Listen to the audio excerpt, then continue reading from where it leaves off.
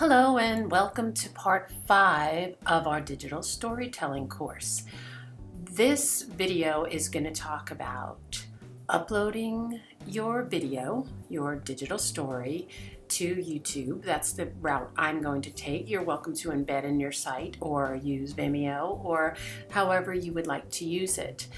I'm going to talk to you about websites, Bitly, social media, and blogging. So there's a lot to get to in this video. Let's get started. So building a website.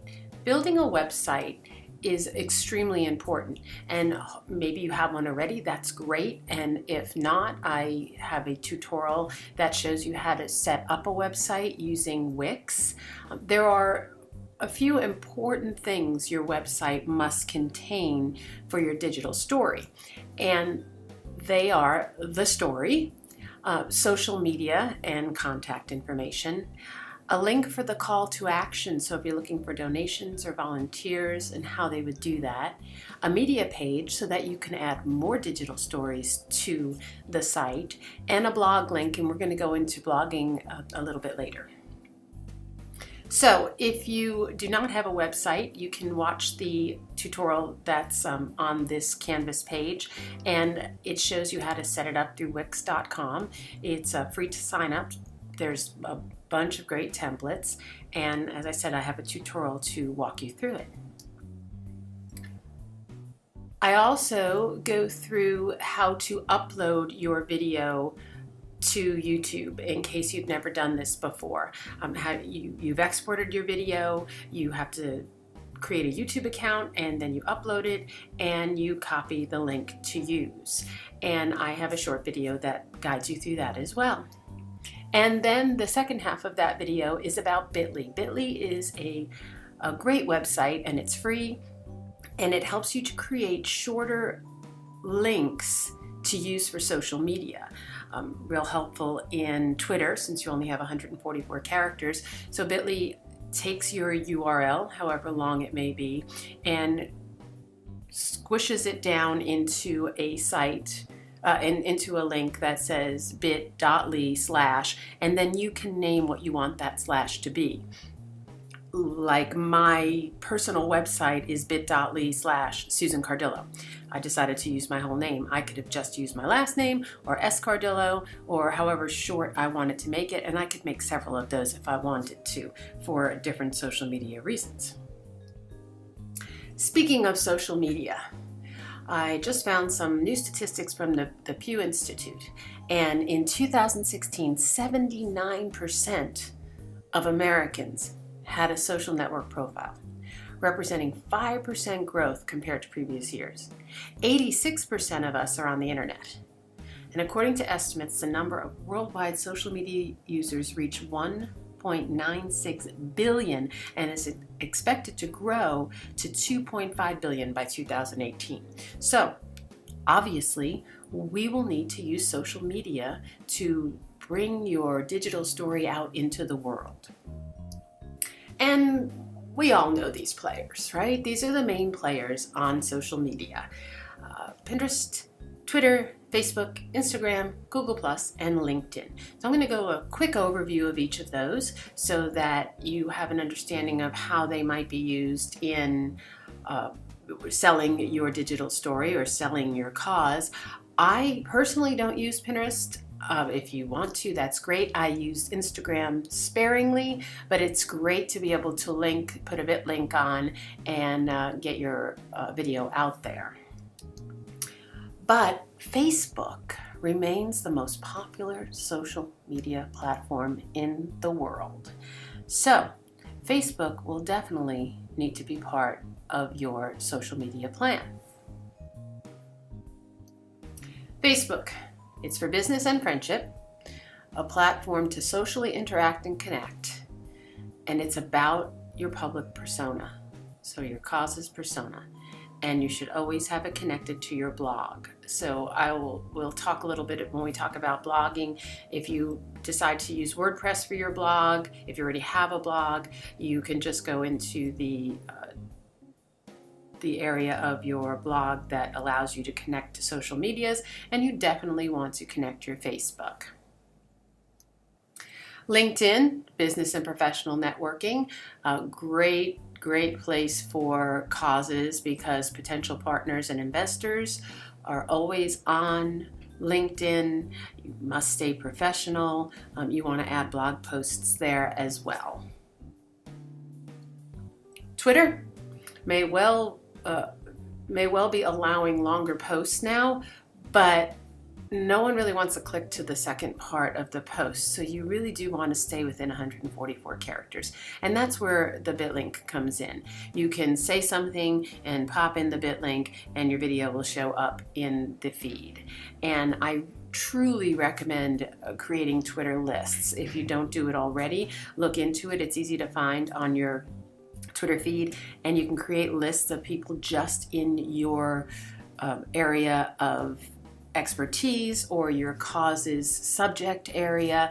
If it's animal rights, if it's women's rights, you can connect with like-minded people and see what's going on in your field. Google Plus, they use all the information you put in against you. I'm kidding. No, honestly, to help you to share and create who you are on their site. They are connected to YouTube, and if your digital video is up on YouTube, it's a wise idea to stay connected with your Google Plus and check it from time to time and make sure it's flowing the way you want it to be. So you also need to know your area's influencers. Okay, these are the people that hold the attention and influence and make the decisions of your target audience.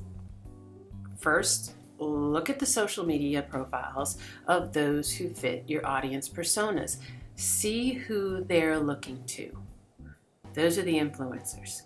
You're looking at the people that these people follow. I know that sounds kind of complicated, but you want to follow any blogs in the subject area, that helps. And you want to comment on articles, that's a really great idea in LinkedIn. Go through the articles on LinkedIn and comment, like, add your opinion, share, and then you will connect with those people in your field. Have social media goals. A social media tactical plan is a really great idea. And within this week's part 5, I have several worksheets that I have uploaded. You'll see there's a bunch of them there, and this is all spelled out for you so you don't have to memorize it while I'm talking to you. You want to have SMART goals: specific, measurable, attainable, relevant, and timely. Have goals for each social media account. That's a big deal because they're slightly different, right? They have different, Facebook's a little more socially friendly, where LinkedIn is definitely business. Twitter kind of falls in the middle. Instagram is definitely a friendship site or a picturesque site. So you want to look at those, and you want to try to post a certain amount of times per week and per day. And so as you can see, the research shows that this is a good starting point. These numbers are not just posts, because if you had to post this many times, you'd be spending all of your time posting, but it's liking, sharing, commenting. So you want to do about 2 times a day on Facebook, 5 times a day on Twitter, LinkedIn once a day, Google Plus 2 times a day, Pinterest 5 times a day, and Instagram 1.5 times a day. Try doing that. So you can manage all of this through Hootsuite. This is one of many social media management tools. So if you have another one, you're welcome to use it. I find Hootsuite to be really easy to use.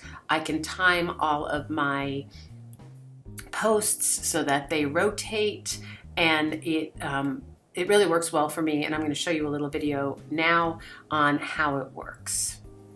So this is Hootsuite. That's HOOTSUITE.com. And this is a social media management tool. So I have it set up already, but I've closed out some of my streams so you can see how it works. So all I have open is my Twitter right now. So this is my Twitter account as it is right now. And I want to add another stream because I want to see more of what's going on. So I'm going to put my LinkedIn in there, my updates in LinkedIn. And then I'm going to add my Twitter and my home page on Twitter. And now, as you can see, I have 3 different streams going on.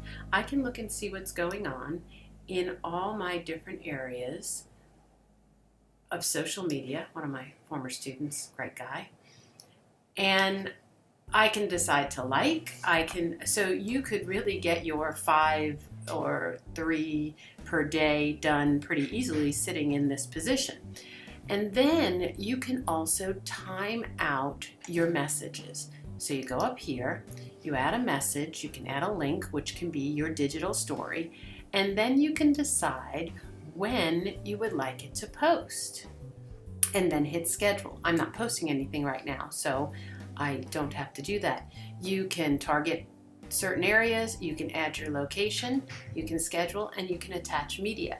And it really is that easy. As you can see, I have several different accounts going on right here. So I can decide I'm just going to post on Twitter, or right now I'm going to add this to Twitter with the link to my digital story and schedule it for today. And then I'm going to go here and I'm going to do the same thing, but I'm going to schedule it for tomorrow. And then I can go to my Facebook page and fill it in and schedule it for Saturday. There are specific times and days of the week that you should post. And here they are. Facebook, Wednesdays between 3 and 4. Thursday and Friday, there's your times. Saturday and Sunday between 12 and 1. On Twitter, Monday through Friday, 12 till 3 and 5 o'clock. Wednesday at noon, so Wednesdays are a good day to post. And 5 till 6 p.m. LinkedIn, Tuesday, Wednesday, Thursday, 7:30 to 8:30, 12 noon and 5 to 6, and then Tuesdays also between 10 and 11. And then Instagram, anytime, Monday through Thursday, except 3 to 4. And these are just statistics that I was able to collect. Use them as you will. So that was Hootsuite. Like I said, there's others out there. Just do a little Google search and look for social media management tools. One of the things you want to remember with your social media is you want to stay consistent throughout the accounts. You want the picture to be the same. Your cause's logo is always there. You want the description to be the same. You want it to become a recognizable thing. Blogging. Some people cringe when I say blogging, but blogging is a big deal. You want to have a blog for your cause. You want to reblog other people's blog posts that have to do with your cause. I personally like WordPress, and then I connect it to my Wix website. It's very easy to do. There's a learning curve on WordPress, but you get it pretty quickly. It's not quite as easy as Wix, and Wix also has a blog, but I prefer WordPress's, and they have really good analytics, which we'll talk about in part 6. So blogging, you need to have a blogging strategy. You want to think about what the questions are in your area and solve the problems of the community for your cause. Those are things you want to think about. You want to bring things to light. You want to get involved as an influencer in your area, having people respect and listen to what you have to say. Provide insight. You may want to interview other industry influencers. That's a great idea. People love to talk, so you can do a phone interview and then write a blog post about it, or an email interview. Just start to think outside the box with that. If blogging is uncomfortable, you can do a podcast or video content like your digital story. You can make those a regular occurrence. Your digital story is about 2.5 to 3 minutes, I would assume. If you are going to do a video blog or a vlog, some people call it, I would keep that down to a minute. I'd keep it real quick, because blogging isn't these long, drawn out paragraphs and stories. They're more bullet pointed, informational. It's a very specific type of writing. Use content syndication, so share your blog on all of your social media. I do that using Hootsuite. I prefer to time mine myself. You can, through WordPress, click on all the social media you want it to go to, and then as soon as you publish the post, it goes everywhere. I prefer to time them out so that they rotate. Rather than everyone get it on all their social media at once, I like to spread it out throughout the week. Always link your website. Always do a lot of linking in blogs. Link to other sites, and then they will link back to you. It's how you create your community. For every blog post you publish, you can create updates for them. And this is a really good way to do this. So just take an hour out of the week and look at your blog post and then create little snippets from it and post that, say, on Twitter. And then say to read more, and then link to your post, or more about us and link to your digital story. Then most importantly, you just tell your story. Tell the story of your cause. The do's and don'ts of blogging: don't use big chunks and paragraphs, like I said. You want to create lists. You want boldface for each section. You know how you read a blog. You look for what the information you want, and you look for bold type, right? And not big paragraphs, 2 or 3 sentences at the most. You want a lot of images and graphics. You want a lot of links in posts. Anytime you can use a link, you should use a link. It makes it interactive. It gets more people involved with it. Headline that summarizes exactly what the story is going to talk about. And you want to create the story using keywords. And this is where it gets a little more complicated, and I'm going to explain this a little bit more. You want to use keywords so that the search engines pick up your story and keep it at the top of the search.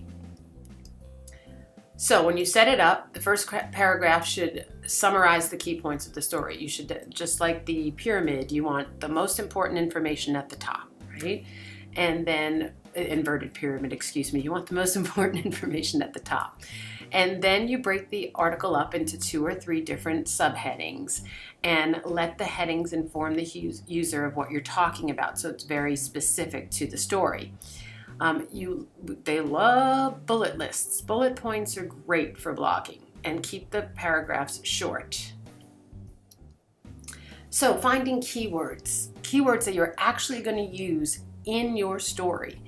You first want to do a Google search on the other organizations that rank high. When you Google search your cause, what are the top ranking searches that come up? And look at their keywords. It's very easy to look into their keywords. Then you can go to a place called alexa.com to see what these companies use as their keywords. You just go to Alexa and you put in the name of the company, and their keywords will come up. So they don't own those keywords. You can just write all those keywords down, and then you can use them in your own posts. And this is how you do it. I know this sounds complex, but once you get used to it, it gets easier. You want to have 5 to 10 keywords, and you want to place some of those keywords in your headline. If you can get 3 of them in, that would be great. Create subheadlines using keywords, and place keywords in the first 25 words of your page. So your first paragraph should have, if you could, 4 or 5 keywords in it, and place keywords in the last 25 words of your post. Bold keywords at least once on the page. So I know this sounds complex, and it may make you think it'll take away from the story, but if you search the keywords first and then think about how you want to tell the story, you can put them together. So there's a lot of information in this part of the course. Look through all the handouts, watch the videos, and in our next section, we will talk about analytics.